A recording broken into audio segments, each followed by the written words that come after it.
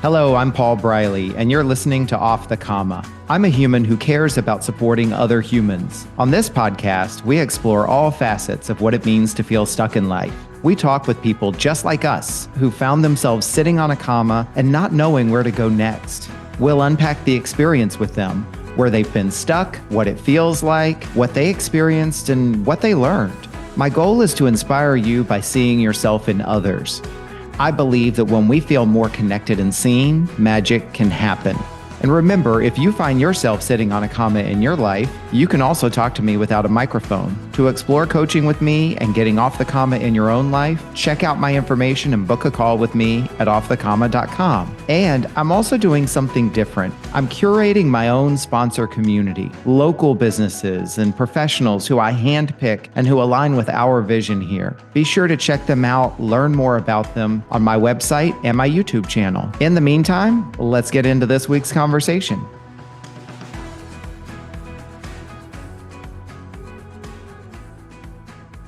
And we are back again. We're rolling into, it is soon to be our 2nd year anniversary. This is really wild.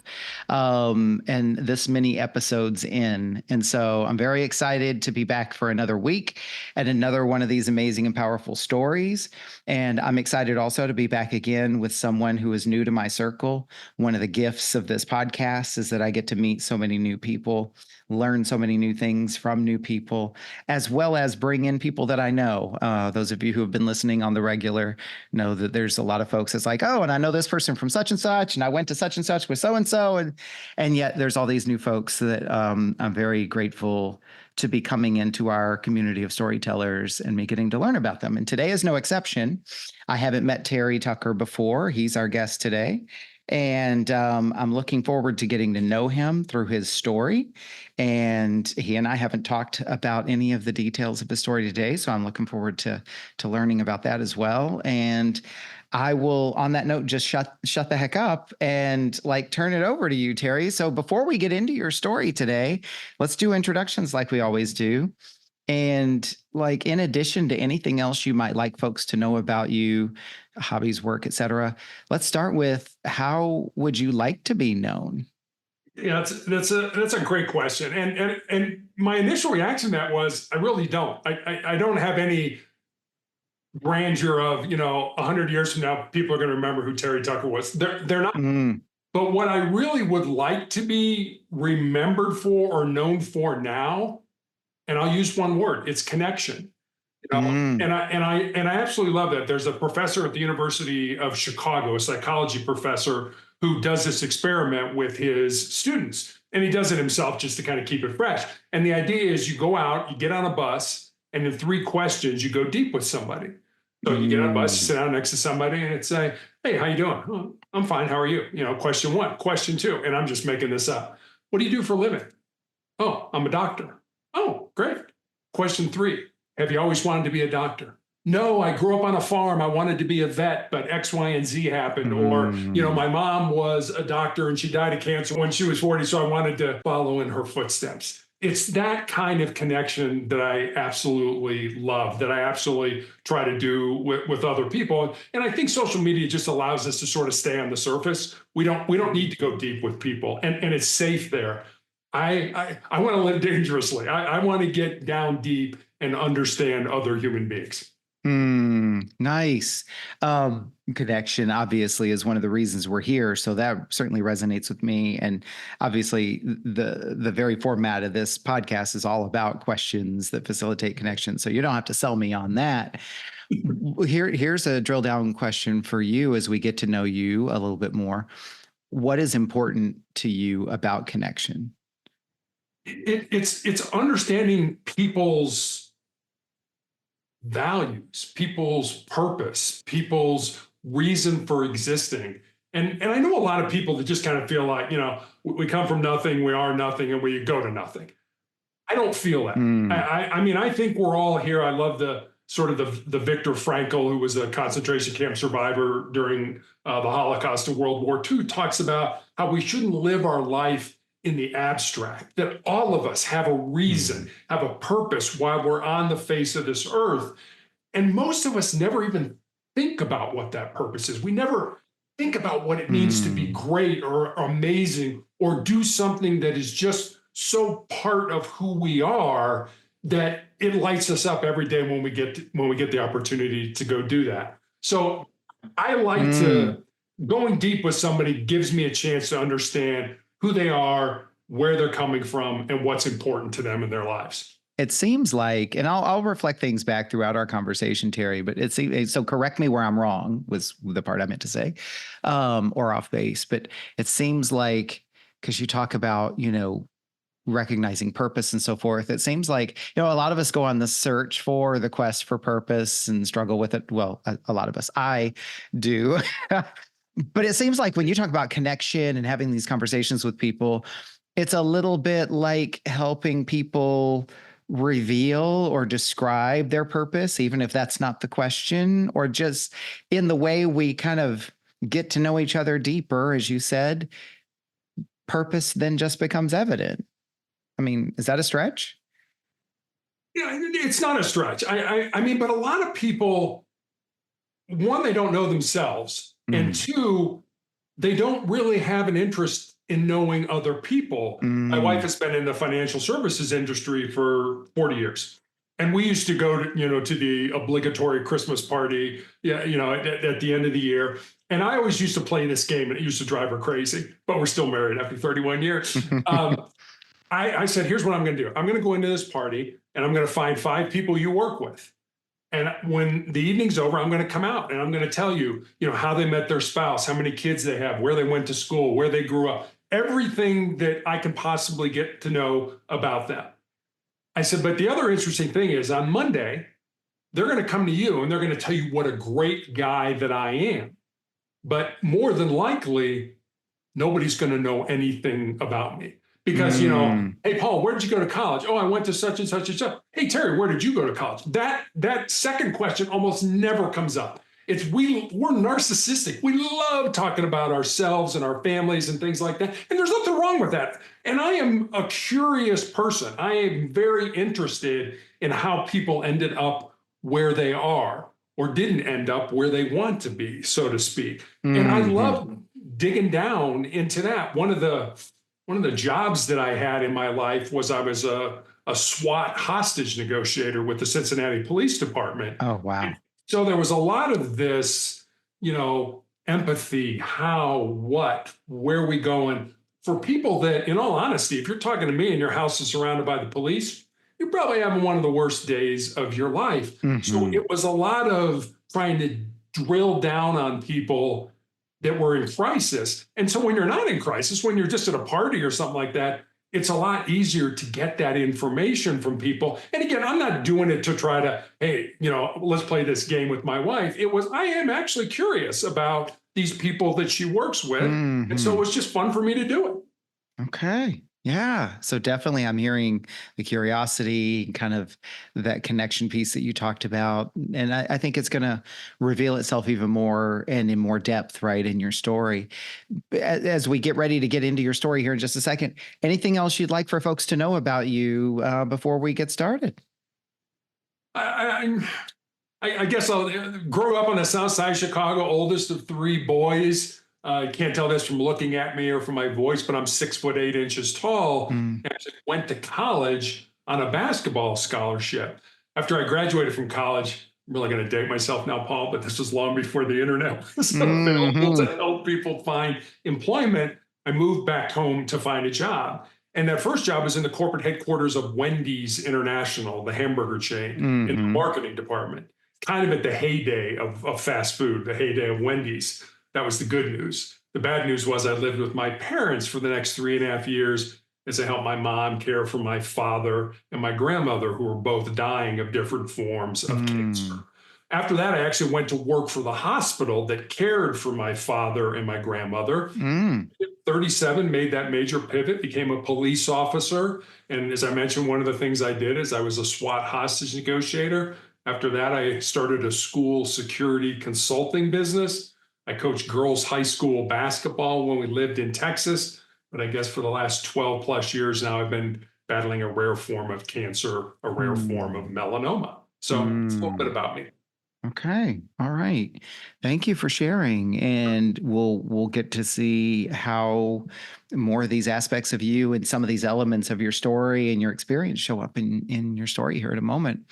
One of the questions I like to ask folks before we get started is, Terry, as you think ahead to the next, call it 40 minutes or so, and sharing your story with us today, what's your intention for yourself in the telling of the story?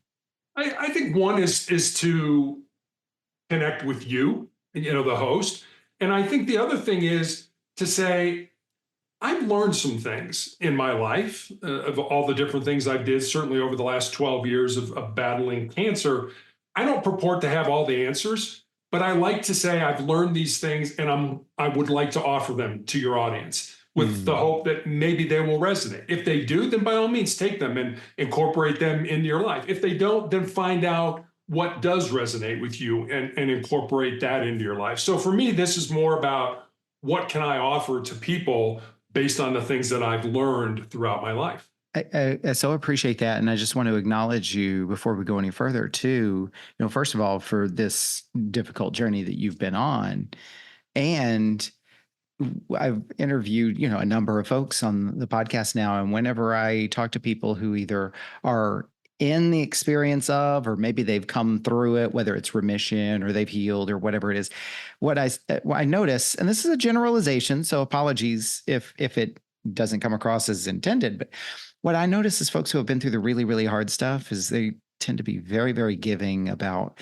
if there's anything I can offer that might make it a little easier for others. So I just wanted to acknowledge you for saying that.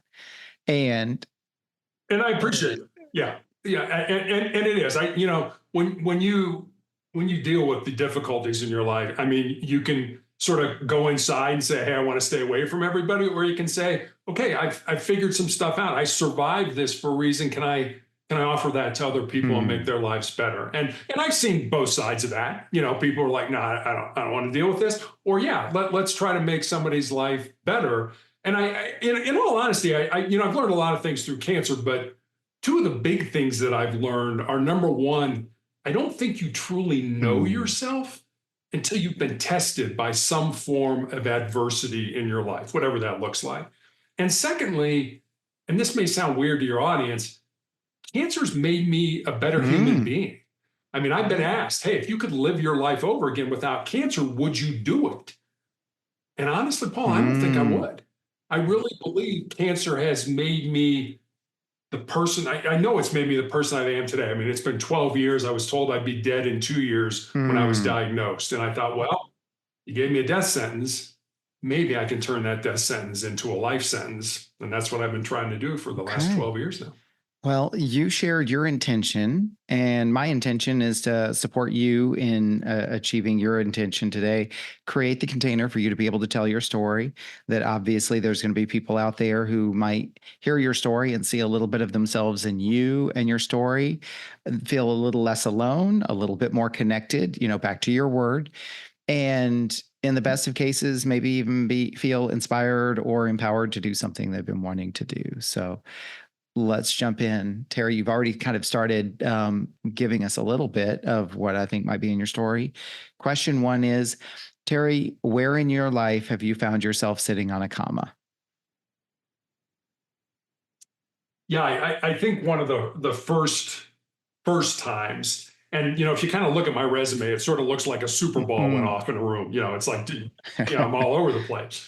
But if you understand the backstory, this is, I think, where the comma is. So my grandfather, my paternal grandfather, was a Chicago police officer from 1924 to Mm, 1954. And in 1933, he was actually shot in the line of duty with his own gun. It was not a serious injury, he was shot in the ankle. But my dad, who was an infant at the time, always remembered the stories that my grandmother told growing up of that knock on the door of Mrs. Tucker, grab your son, come with us, your husband's been mm, shot. So when I expressed an interest in sort of following in my grandfather's footsteps, my dad was absolutely not. You're going to college, you're going to major in business, you're going to get out, you're going to get a great job, get married, have 2.4 kids, and live mm, happily ever after. But that's the life my father wanted me to live. That's not the life I felt I was supposed to live. So, as I mentioned, when I graduated from college, my father and my grandmother were both dying of different forms of mm, cancer.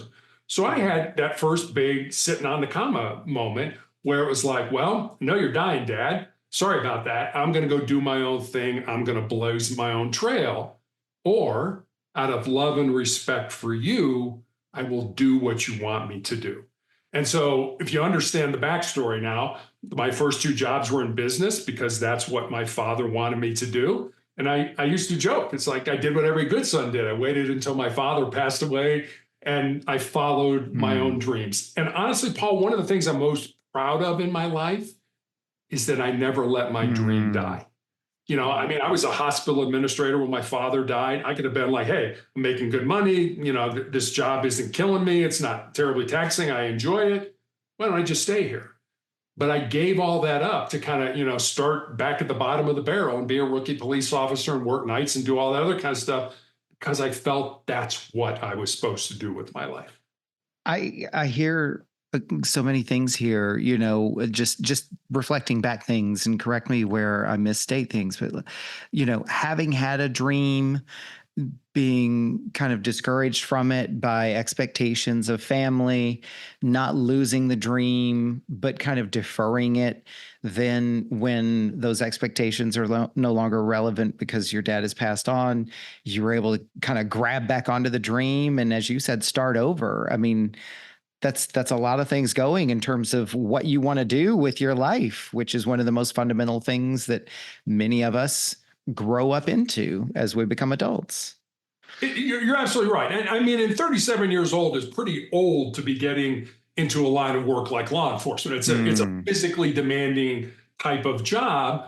But then again, I'd been a college athlete. I'd stayed in shape. Exercise and eating right and things like that were always important to me. So it allowed me to be able to do that, or maybe somebody else who, kind of let themselves go or something like that wouldn't have been as easy for Mm. them to go through the police academy and start out as a rookie and do all that kind of stuff. So yeah, again, I knew it was something I was supposed to do. And I knew, I guess in my heart, I knew I would do it. I just didn't know when I would do it. Mm. Okay. So, and you're kind of talking about this thing that we hear a lot, and different people have different experiences with. Like, there's this knowing.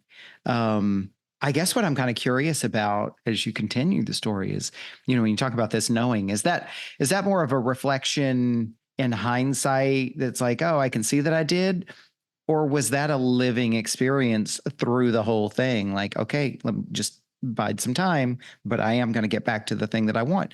Or is it something else entirely? I think it was always, I knew it was going to happen. Mm. I wrote a chapter in the book that I wrote called You Are the Person You're Looking to Become. And that was me. I Mm. may have been an executive, suit and tie, 8 to 5, Monday through Friday kind of guy, but I always knew I was a police officer. I just Mm. hadn't gotten there yet. I hadn't gotten to whatever set of circumstances were going to align to get me to that point in my life. So I was the person I was looking to become. I just wasn't that person yet. What you've shared with us so far is, there were these commas along the way, and you kind of had to make different choices. And then you pursued the dream, and sounds like you've done quite a number of things since that point in your life. Um, what else would you say about this comma before I go on to the second question? Because the second question kind of digs deeper into it. Like, what else would you like us to know about this comma or this point in your life? Well, I guess at this point, it really was, I was married. My wife had married me when I was a hospital administrator.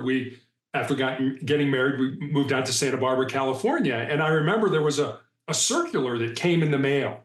And I mean, Paul, they immediately went into the recycling. I never, Mm-hmm. I Mm-hmm. absolutely never looked at it. But I just happened to be at lunch one day and I'm going through it. And there was a class offered at Santa Barbara City College that said, if you take this class, you can apply to be a reserve police officer with any agency Mm. within the state. So you can imagine that conversation at dinner that night with my wife. It's like, hey, hon, I want to try this. I want to do this. This is something I'm interested in. Will you support me? Will you back me? And she was like, absolutely. Go take the class.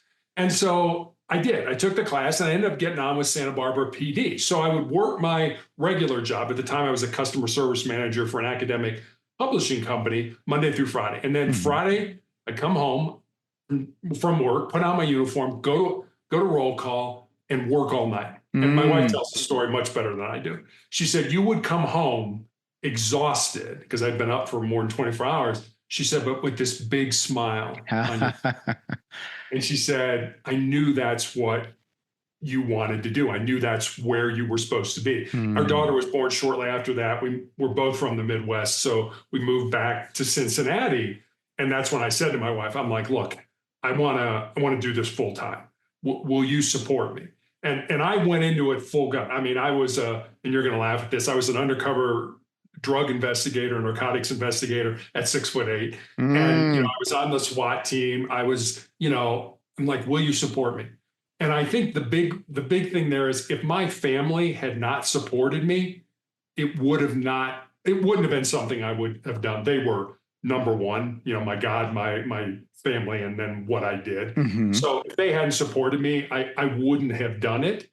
But the fact that I had their support, their love, their caring and stuff like that, it was when our daughter was old enough, I never went to work without getting a hug, a kiss, and a careful daddy from my daughter. Even when Mm. they were on vacation, it would be, all right, daddy's got to go to work, give me it over the phone. So it's Mm.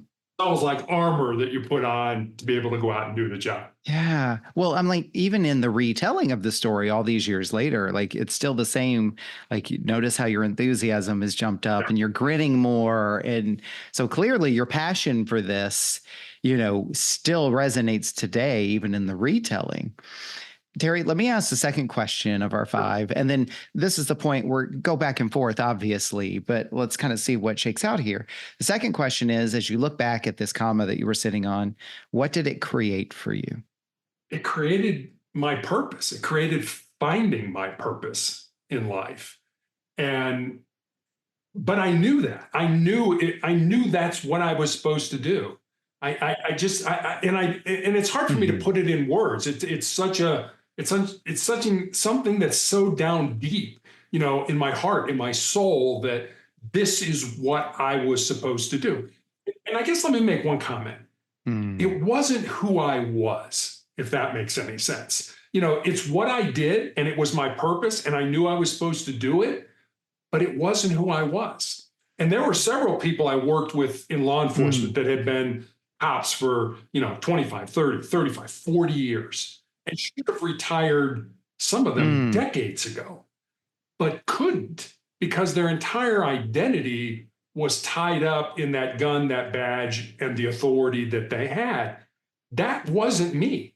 I loved what I did. I thought Okay. it was my purpose. I knew it was my purpose, but it wasn't who I was. There were things bigger than me. There were things more important to me than the work that I did. Okay. So there's always a point in every episode. And this is what I love about the podcast. If I may jump in for just a moment, we'll Sure. continue your story, obviously. But when we listen to other people's stories, I think what comes up a lot is we hear things, we nod our heads. It's like, yeah, yeah, yeah, yeah. Because there is an element of us, it's like the assumptions say, I get what you mean by that. And I can piece the rest of the story together, keep going, right? And we miss opportunities to ask the question. You just brought up something very, very significant and important to you. And I think it's an opportunity for us to understand you more and then subsequently learn something for ourselves. So many folks talk about, and me included, my purpose. If I find, or when I find, or I have found my purpose, that also is identity, right? You're saying I had my purpose, but strangely, it wasn't my identity. It wasn't who I am. So now I'm curious, like, go further with that. What was the difference for you, or what was the distinction between having this purpose and it not being your identity, kind of beyond what you've already shared? Because you've already gave us the example of the person who, like, I can't retire because that's who I am. Why was it different for you? So I think a lot of times we talk about purpose in the singular, Hmm. like it's one thing, like we're supposed to do this one thing in our lives, and once we've done it, or we haven't done it, and then our life is over, then we've missed it. At least for me, I look at that word not in the singular, but in the plural. I look back on my life as a young person. I really felt my purpose was to be an athlete, and parlayed that into a college scholarship. And then I felt that my purpose was, as we just talked about, to be in law enforcement. And then now, in all honesty, as I'm probably coming towards the end of my life, that my purpose has shifted again to put as much goodness, positivity, motivation, love back into the world with whatever time I have left. So, we always like to think, well, gosh, if my purpose could align with my job, that would be great. And you're right, it would be great, Mhm. but it doesn't have to.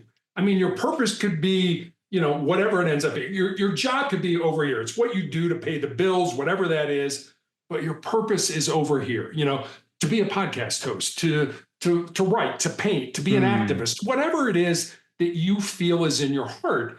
And one of the things when I have an opportunity, especially when I talk to young people, one of the things I try to get across to them is this: if there's something in your heart, something in your soul that you believe you're supposed to do, but it scares you, go ahead and do it. Mhm. Because at the end of your life, the things you're going to regret are not going to be the things you did. They're going to Yeah. be the things you didn't do. And by then, it's going to be too late to go back and do them. Totally. I mean, I'm self-referencing, but totally. It's like if it scares me, then the answer has to be yes, right? And you just figure it out. Okay, so here's a question that I have for you. Sure. What was it about that calling, that purpose that you enjoyed so much? Maybe that's a simplification, but like you were like, I would go and do this work. I would work all night. I'd come home. My wife says I had a grin on my face. This is my purpose, not necessarily my identity. What was so important about that to you, or what was it that you got out of that work, or what called you? I honestly believe it was the service aspect of it, to give back, to give something that I was good at. It was never about kicking butt and taking names and taking people to jail. And it was never about that. I mean, I'll never forget when I first started at Santa Barbara PD. I had this terrible thought of, okay, my training officer is going to be this big, tall, strong, tough guy who's going to teach me the ropes. My training officer was a petite blonde woman who was incredibly cerebral.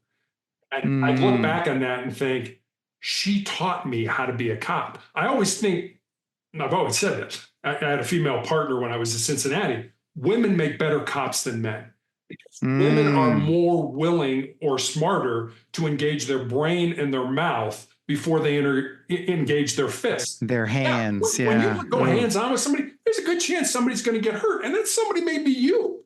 So it's like if you can avoid that, if you can use your mind, if you can use your words, which is one of the reasons I was really interested in getting on as a negotiator on SWAT, to de-escalate things.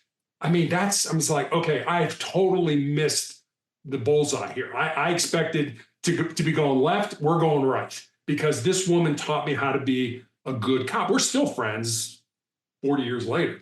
I mean, this is mm. something, so I mean, it really, I don't know why I just lost my train of thought, Paul.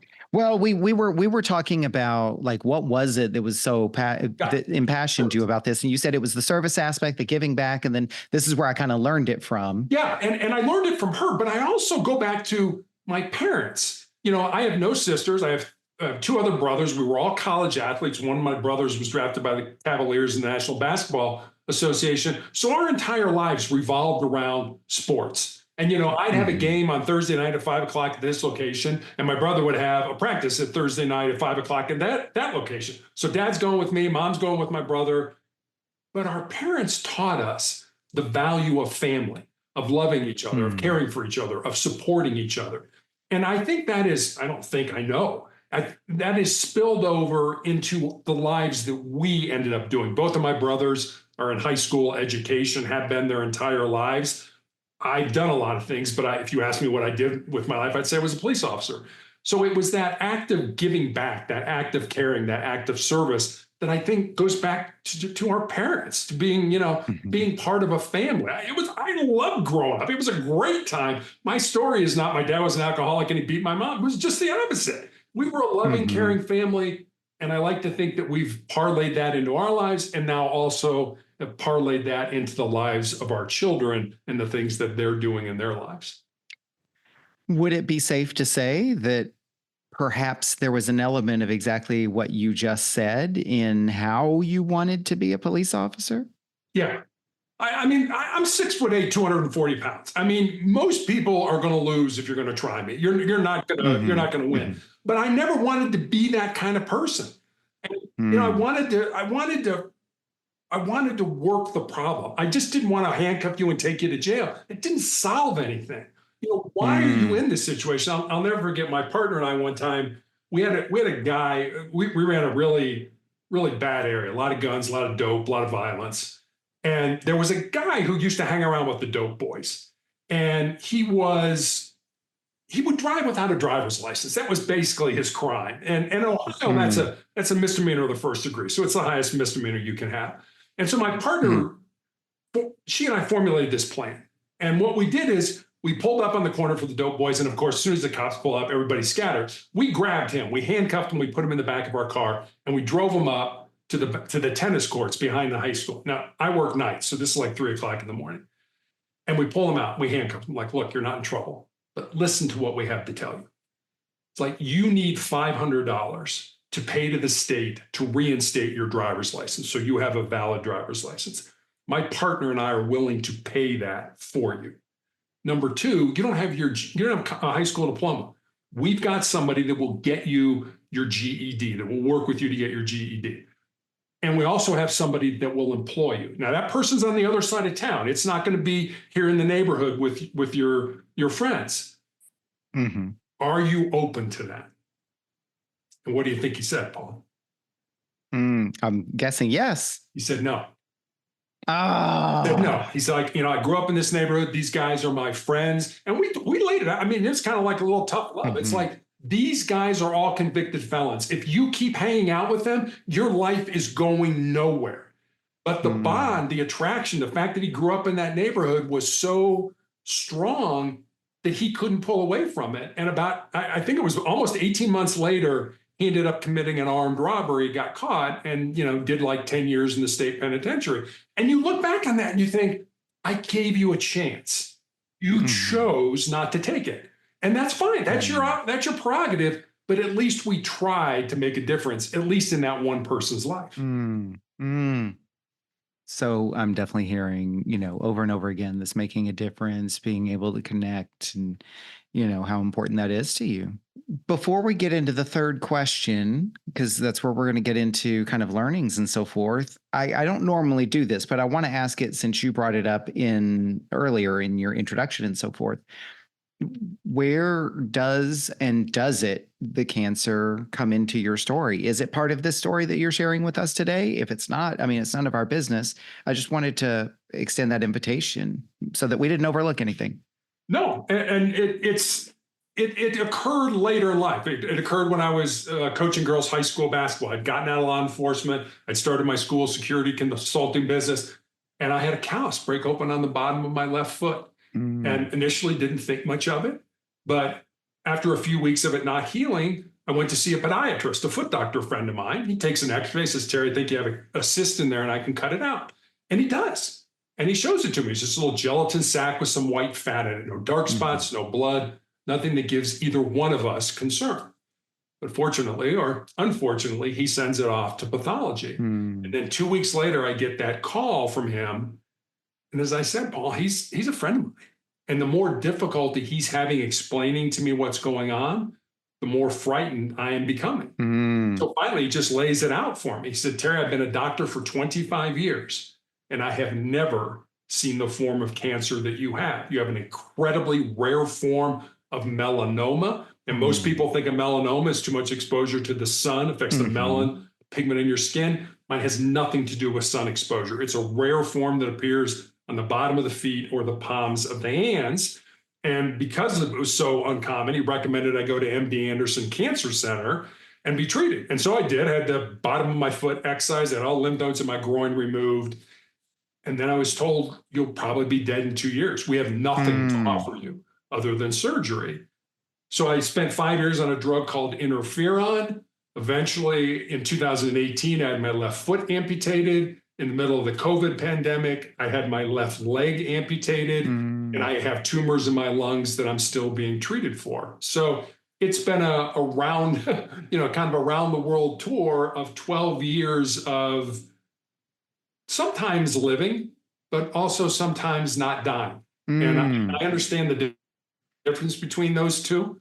And I really, and like I said, I wouldn't give up cancer for the world because it's made me a better human being. You know, I've done so many physical things in my life, and now I'm in a wheelchair and I don't have a left leg.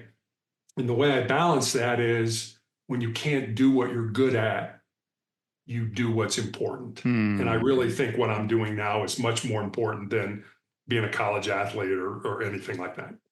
Just and another acknowledgement for you too, because it's just it's interesting, and I think it says something about you and your story too, right? Like that wasn't even your story. Your story was about this experience of, discovering your passion and following your passion and gaining the support of your family to pursue that passion. And then I'm the one who's like, wait, what about that? And oh, here it all is. But that you're living in that experience, and yet that wasn't the tale that you came to share today. So Yeah, I mean, it really isn't, but it's something that has been such an important part of my life, for the last 12 years. I mean, I started a speaking business. People are like, you should speak. Okay, I'll speak. mm, And then COVID hits and nobody's speaking. And a friend of mine reaches out and said, hey, would you like to be a guest on my podcast? And I said, sure. What's a podcast? I had mhm, absolutely no idea what it was. He told me. And Paul, I said, sure, I'll go on your podcast. I was terrible. It's horrible. I had mm, no doubt. mm. I had post-it notes all around the camera. He'd ask me a question. I kind of lean in, read the post-it note. Horrible. Terrible. But then I thought, first time I drove a car, I wasn't any good at it. I mean, the first time I cooked a Mhm. meal, I burned the water. I mean, the first time, I did algebra, I wasn't good at it, but I wanted to be good at it. Mm. Now I'm probably 700 podcasts into doing this. Never expected to do it. And certainly there's no number that I'm looking for at all. It's just, Mhm. it's something that allows me, gives me energy, gives me purpose now to do things like this. Back to purpose, right? It's such an important theme for you. Well, let's go into the third question, and again, continue to go back and forth as you need. But the third question is, as you look back at this comma, or even these commas, but the comma that you started sharing with us, what have you learned about yourself as a result of sitting on these commas?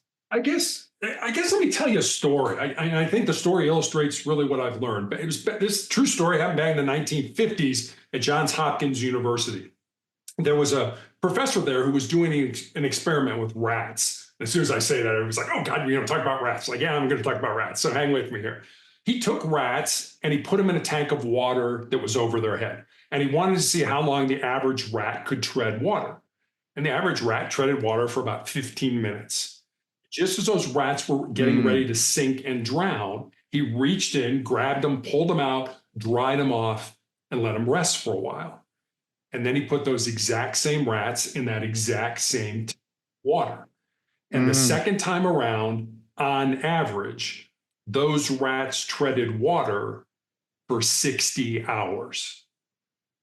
I know. That's what I like. So the first oh time, God. it's not like you're going to flunk a test or your business is going to go under or your marriage is going to fail. You're going to die.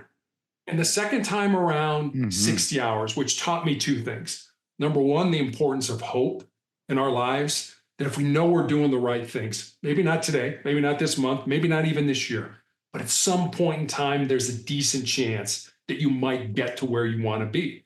And the second thing it taught me was just how much more our physical bodies can handle than we ever thought they could. I mean, we give up, we give in, we let go long before our physical bodies do because our brain starts telling us, hey, this is uncomfortable. I don't like this. This hurts. Stop it. And we listen to our bodies.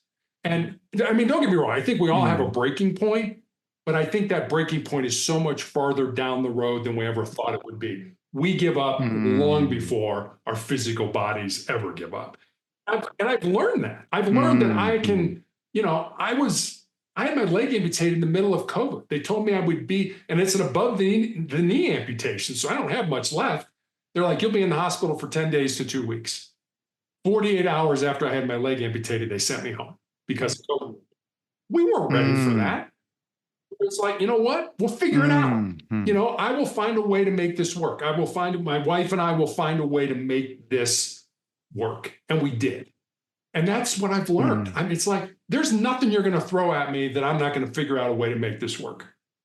Yeah. I hear resilience, I hear perseverance, I hear sheer determination, and I hear, it's almost like what you said when you were talking about your experience with cancer. Like sometimes I'm living and sometimes I'm not dying. And it's like those are both very kind of powerful and resourceful like mindsets or frameworks.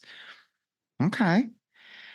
The fourth question, Terry, is what has changed for you as a result of sitting on this comma?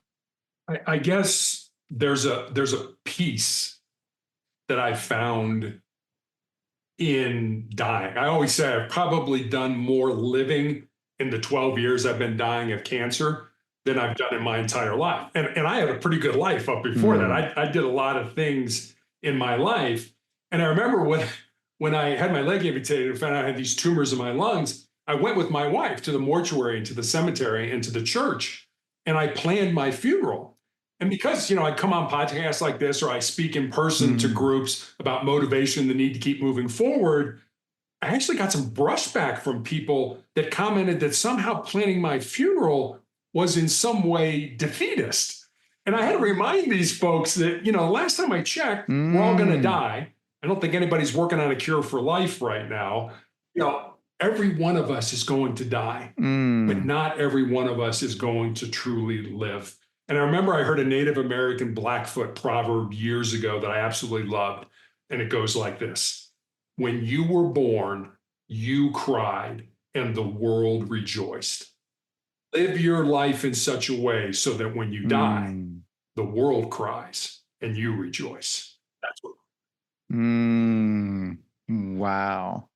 Yeah, and it is fascinating, right? Like I hear from you this, and I'm going to live on my terms. I'm going to live the way I want to live because it was just one comment about the people who kind of had something to say about you planning your own funeral, and yet at the end of the day, it is only your decision. It is only your business, and it is interesting how people can, and this happens in all things. It's a very human thing to do, right? We look to others for inspiration, we look to others to criticize, and just the whole like it's mine to do with and I will do it, and kind of doesn't really matter what other folks say, right?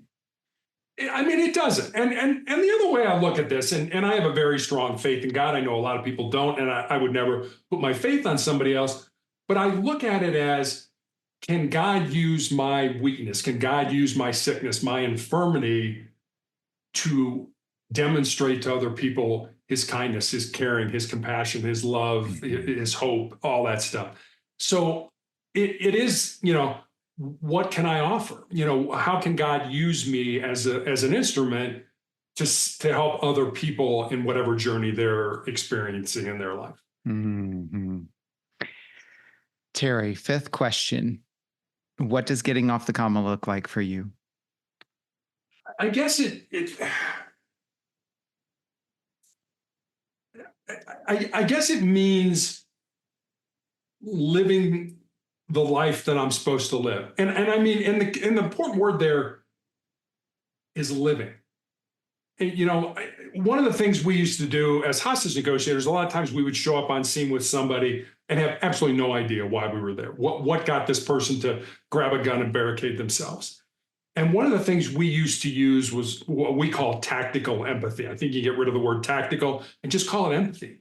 It's, if I was negotiating with you, Paul, I'd be like, Paul, help me to understand what's going on. Help me to understand where you're coming from. Again, the important word there is understand. If you were a homicide suspect that just murdered three people, I wasn't going to agree with you, Mhm. but I need to understand because, from my perspective, Mhm. understanding builds trust, and trust leads to a point where hopefully I can try to get you out safely. And so that whole, you know, Mhm. understanding of our lives, living the life you're supposed to live, not just existing. So many people exist in this world. There's an entrepreneur actually out in your neck of the woods by the name of Ed Milet. You may have heard of him. He talks about the four types of people in the world. He said the first type are the unmotivated, and he said that's the vast majority of people you will encounter in your life. The second group he talks about are the motivated. He said it's kind of a carrot and stick approach to life. If I do this, I will get that. It's kind of low level, but it works for a lot of people to have a really successful life. The third group he talks about are the inspirational people. The word inspiration coming from two words, in spirit. So if you're an inspirational person, you move people with your energy. And then the last group he talks about are the aspirational people, where people aspire to be like you. I mean, I love the way that is. And when I first heard it, I'm like, I don't know if that's true. But the older I get, the more things that occur in my life, I think there are so many people out there that never even contemplate what it looks like to be great, to do something amazing in their lives. And they always used to say the richest real estate in the world are cemeteries, because they're areas rich in books never written, relationships never pursued, businesses never started. When it's your turn to be interred, when it's your turn to go in the ground, don't have those regrets. Get out there and live your life. Well, and that's a powerful way. I think that's a good point to kind of like, let's go ahead and end the story there. Stories never end, right? Until they're done for good, cemeteries, right? But it's a good point to kind of say, wow, that's a punctuation point. Like, don't regret. And I'm making a note about that myself as well. Terry, thank you for sharing your story. And there's so many elements of this that I think are really going to resonate with folks. There were elements of this that resonated with me. And there was even more than one story arc there that you were able to share with us. So I appreciate you, humoring me on that part as well. If folks wanted to learn more about you and hear more of your story, or even just reach out to you and open up conversation with you, I'll put all the links in the show notes. Where could people find you? Where can they contact you? Yeah, the best way, the easiest way is I have a blog/website called Motivational Check. I put up a thought for the day every day. And with that thought usually comes a question. My social media links are there. But motivationalcheck.com. I would love to hear from people. So please reach out. Okay, good deal. And we've also got some of your social media links in there too, as well. And just shop around. If you don't see what you like, there's probably another link in there too, right? Awesome. Terry, there's one other thing that we do here. Obviously, what we stand for on this podcast is sharing stories, and you've done that with us today. And it's all about lifting each other up and being inspired by or learning from each other without having to be told. But it's also an opportunity for us to kind of, for today at least, finish your story by adding other important people into your story. I call this section acknowledgments. And so it's an opportunity for you to look within your circle and your sphere of influence and think about folks that you might want to give a voice to, or to boost, or to live up. So lift up. And that could be causes, it could be organizations, it could be other creators, or just important people in your world. So as you think about your sphere of influence, who would you like to acknowledge and potentially lift up today? I mean, certainly my faith, God has got to be number one. And then my family, my wife, my daughter. I have two brothers, as I mentioned, still alive. My 89-year-old mother, who is still with us, are people that are just incredibly important to me, that I couldn't have gotten through this. I know I couldn't have without them.